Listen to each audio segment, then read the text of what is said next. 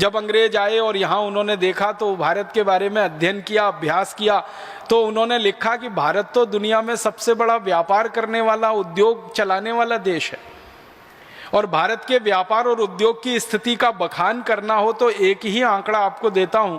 अंग्रेजों ने भारत के बारे में सर्वे किए, सर्वेक्षण किए और ये बताया कि दुनिया के बाजार में जो सामान बिक रहा है उसमें 33% सामान सिर्फ भारत का बना हुआ है। आज मैं आपको तुलना के लिए बात कह रहा हूं तो समझ में आ जाए, दुनिया के बाजार में इस समय 25% सामान चीन का बिकता है। दुनिया के बाजार में इस समय 25% सामान लगभग अमेरिका का बिकता है। अमेरिका एक देश है, चीन एक देश है, दोनों महाशक्तियां हैं। और आज से 175 साल पहले तक दुनिया के बाजार में 33% सामान अकेले भारत का बिकता था। और जिस समय हमारा व्यापार दुनिया में चलता था 33%, उस समय अमेरिका का माल पूरी दुनिया में 1% भी नहीं बिका करता था। तो अंदाजा लगा सकते हैं उद्योग कितने बड़े रहे होंगे, व्यापार कैसा होता होगा। और जब उद्योग और व्यापार इतना बड़ा था कि 33% हम निर्यात करते हैं, तो निर्यात तो वही देश किया करता है जिसके पास उत्पादन अधिक होता है। इसको एक सरल भाषा में मैं समझाना चाहता हूं। हम हमारे घर में खीर बनाते हैं और पड़ोसी को खिलाते हैं। कब? जब अपना पेट भर चुका होता है तब। हमारे घरों में ऐसा नहीं होता कि पड़ोसी को खिलाने के लिए खीर बनाते हैं। खीर तो अपने खाने के लिए बनाई जाती है और वो जरूरत से ज्यादा बन जाती है, हमारा पेट भर जाता है तो पड़ोसी को खिलाई जाती है। मतलब क्या है, किसी देश का निर्यात कब होता है? जब उस देश की जरूरतें पूरी हो जाएं, उसके बाद सामान बच जाए, तब निर्यात किया जाता है। इसका मतलब बहुत साफ है कि आज से 175 साल पहले तक हमारी जरूरतों का सारा सामान हम बनाते थे, बनने के बाद वो बच जाता होगा तो उसको दूसरे देशों में हम निर्यात कराते थे, और निर्यात 33% होता था पूरे दुनिया के बाजार का। इसका माने हम उत्पादन करते होंगे, कुछ माल बनाते होंगे। तो उत्पादन के आंकड़े हैं भारत के अंग्रेजों के दस्तावेजों पर से आधारित कि भारत का उत्पादन पूरी दुनिया में 43% होता था, पूरी दुनिया में। और इस समय अमेरिका, चीन और जापान तीनों को मिला दें तो तीनों का कुल उत्पादन पूरी दुनिया में 45% है। माने 3 देशों के बराबर का उत्पादन भारत में आज से 175 साल पहले तक था। दुनिया के विश्व के उत्पादन में 43% हम करते थे। और आमदनी के स्तर के जो आंकड़े हैं भारत के, 27% आमदनी सारी दुनिया की भारत के कंट्रोल में होती थी। माने भारत 27% दुनिया के बाजार की आमदनी अपने पास लेता था। आमदनी भी हमको होती थी, निर्यात भी हम करते थे, उत्पादन भी होता था। और उत्पादन इतनी चीज़ों का होता था जो दुनिया के बाजार में धड़ल्ले से बिकती थी। एक दो चीज़ों के बारे में बताता हूँ। हम स्टील बेचते थे दुनिया के बाजारों में। स्टील के बारे में सारी दुनिया में आज ये गलतफहमी है कि स्टील जो है ना, मॉडर्न टेक्नोलॉजी और साइंस का उत्पाद है। माने आधुनिक विज्ञान ने पिछले 100 साल में स्टील बनाकर दिया है। लेकिन भारत के दस्तावेज बताते हैं कि भारत में तो 3000 साल से स्टील का उत्पादन होता रहा और सारी दुनिया में हम बेचते रहे वो स्टील। और हमारे स्टील से जहाज बनते रहे पानी के, और वो जहाज दुनिया की कंपनियां खरीदती रहीं और उससे व्यापार करती रहीं। स्टील हम बेचते थे, कपड़ा हम बेचते थे। कपड़े का इतना अद्भुत उत्पादन इस देश में रहा है क्योंकि दुनिया की सबसे अच्छी कपास हम पैदा करते रहे और वो कपास से कपड़े बनते रहे। ढाका का मलमल, सूरत का मलमल, खंडवा के आसपास के इलाके का मलमल, मध्य प्रदेश में मालवा एक क्षेत्र कहलाता है, इंदौर उज्जैन के आसपास का, वहाँ का मलमल दुनिया में प्रीमियम प्राइस पे बिकता था। माने हम जो कीमत बोल देते थे उस कीमत पे हमारा कपड़ा बिकता था। और आपको सुनकर हैरानी होगी कि भारत का कपड़ा दुनिया के बाजार में जब बिकने के लिए जाता था तो उस समय तौल कर कपड़ा बिकता था। आज कपड़ा मीटर से बिकता है, लंबाई से बिकता है। आज से लगभग 150 पौने 200 साल पहले तक कपड़ा तौल से बिकता था। 1 किलो कपड़ा, 2 किलो कपड़ा, 5 किलो कपड़ा।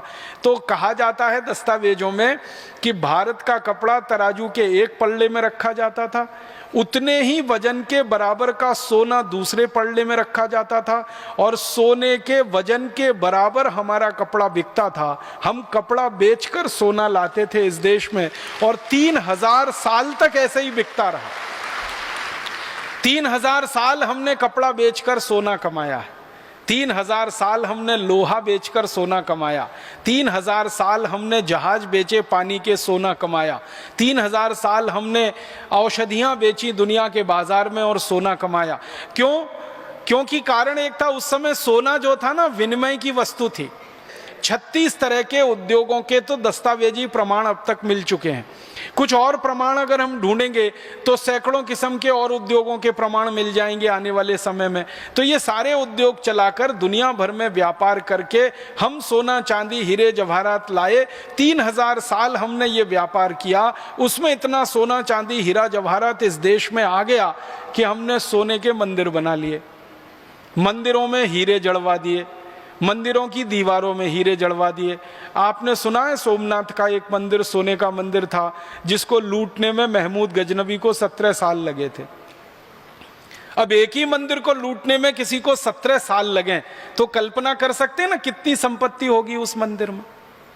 महमूद गजनवी के समय में लिखी गई एक पुस्तक है, वो पुस्तक ये बताती है कि मंदिर की दीवारों में जड़े हुए हीरों को निकालने का काम 17 साल तक वो करते रहे और तब भी जाके पूरे हीरे नहीं निकाल पाए वो मंदिर की दीवारों से।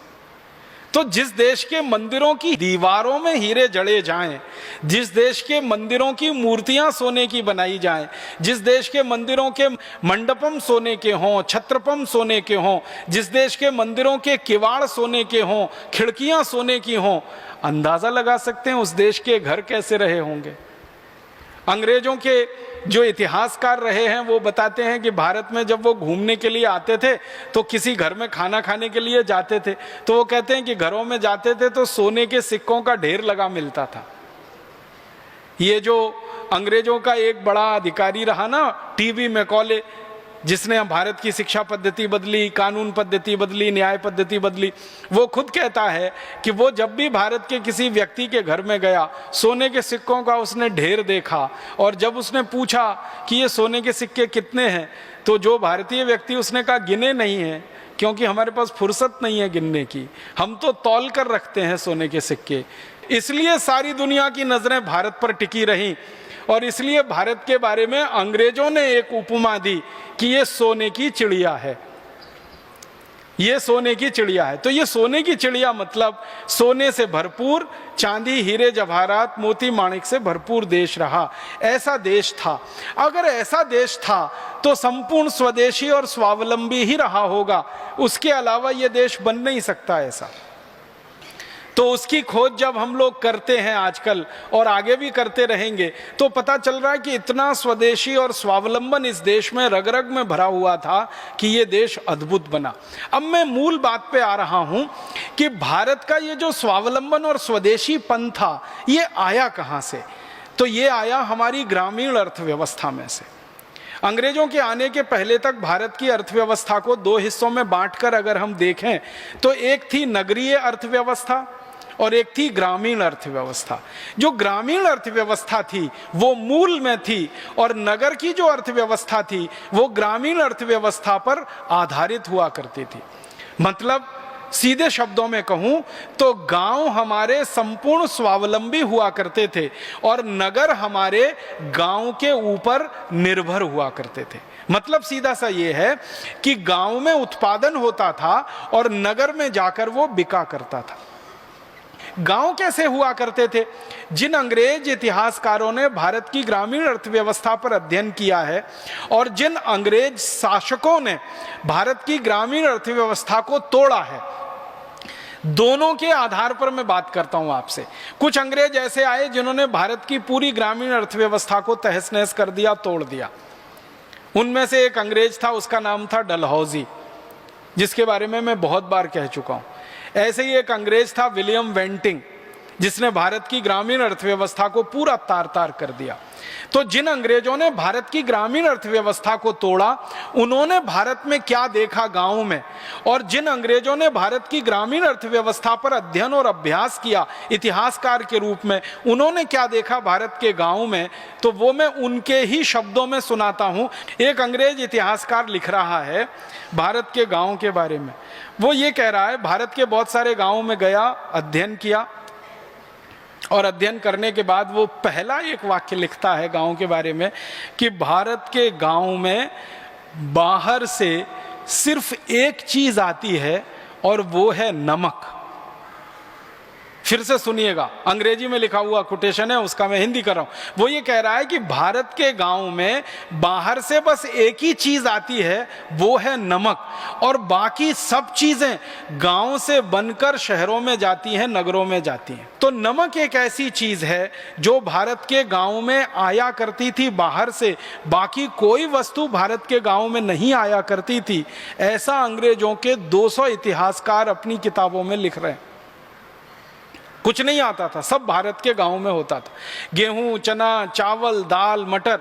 और एक अंग्रेज इतिहासकार ने तो बड़ी मेहनत की है कि भारत के एक एक गांव में क्या क्या होता था उसकी सूची बनाई है। तो आप हैरान हो जाएंगे, एक एक गांव में 2-2 हजार से ज्यादा वस्तुएं पैदा होती थी। गेहूं, चना, चावल, दाल, मटर, तो ये तो उंगलियों पे गिने जाने वाले नाम है ना। ऐसी 2000 से ज्यादा वस्तुएं भारत के अधिकांश गांवों में पैदा हुआ करती थी। और गांव कितने थे इस देश में? लगभग 7,50,000 के आसपास गांव थे अंग्रेजों के आने के पहले। और इन गांवों में उत्पादन की 2-2 हजार चीजें जब हुआ करती थी, उन्हीं चीजों से हमारे देश में उद्योग चला करते थे।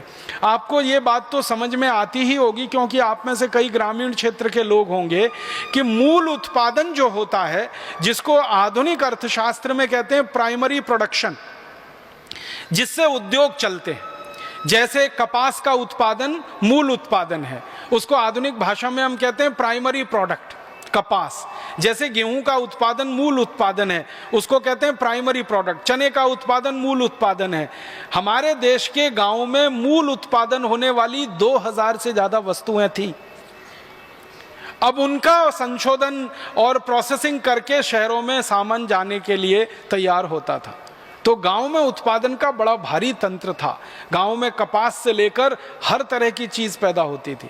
गांव में कपास होती थी, कपास का सूत बनता था, सूत का कपड़ा बनता था, कपड़ा बाजारों में बिकता था, शहर के बाजारों में बिकता था, यूरोप के बाजारों में बिकता था। इसी तरह गांव में रेशम होती थी, रेशम के उत्पादन से सूत बनता था, उस सूत से रेशमी कपड़ा बनता था, वो रेशमी कपड़ा दुनिया भर के बाजारों में बिका करता था। तो गांव की अर्थव्यवस्था को थोड़ा हम अध्ययन करते हैं। मैं इसके विस्तार में नहीं जाना चाहता, संकेत में कह रहा हूं कि हर तरह की चीज गांव में पैदा होती थी। याद रखना आप, 2000 वस्तुएं भारत के गांव में थी, जिनमें 90 खनिज और अनाज का अगर गिनना शुरू करें तो सैकड़ों किस्म के अनाज, और उसके अलावा बनने वाला कपड़ा, बनने वाली रस्सी, बनने वाली सुतली, ये सब गांव में होता था। और ये सारा काम जो गांव में होता रहा, इसको करने के लिए लोग कौन थे? हमारे देश में कारीगर लोग हुआ करते हैं, वो गांव समाज के सबसे अभिन्न अंग थे। भारत की ग्रामीण अर्थव्यवस्था 150 साल पहले तक ऐसी थी कि 18 किस्म के कारीगर सभी गाँव में होते थे। सब गाँव में लोहे का काम करने वाले लोहार, सोने चांदी का काम करने वाले सुनार, कपड़े को बुनने वाले बुनकर, रुई आदि कपास को सूत बनाने वाले धुनकर, तेल निकालने वाले तेली, ऐसे बांस का और लकड़ी का काम करने वाले बढ़ई, ऐसे 18 किस्म के कारीगर सब गांव में होते थे। तो ऐसे कारीगरों पर आधारित, किसानों पर आधारित बहुत खूबसूरत गांव की व्यवस्था इस देश में चला करती थी। और एक बात बताऊं कि भारत में अंग्रेजों ने बहुत अध्ययन किया है गांव की न्याय व्यवस्था पर और गांव की चिकित्सा व्यवस्था पर। तो पता चलता है कि भारत की सारी न्याय व्यवस्था ग्राम पंचायत आधारित हुआ करती थी। गांव पंचायतें लगा करती थी और उनमें बड़े से बड़े फैसले हुआ करते थे। और ऐसे पंचायतें लगा करती थी, 1 गांव की पंचायत, 5 गांव की पंचायत, 10 गांव की पंचायत, 20 गांव की पंचायत। झगड़ा जितना बड़ा, पंचायत उतनी बड़ी। ये मूल सिद्धांत होता था। झगड़ा जितना छोटा, पंचायत उतनी छोटी। और गांव में ये जो सरपंच और पंचों की व्यवस्था होती थी, ये पूरी न्याय व्यवस्था का ही हिस्सा होती थी, और उसमें सारे झगड़े, सारे फैसले हुआ करते थे। और महत्व की बात ये होती थी कि उन झगड़ों और फैसलों में वादी भी संतुष्ट होता था,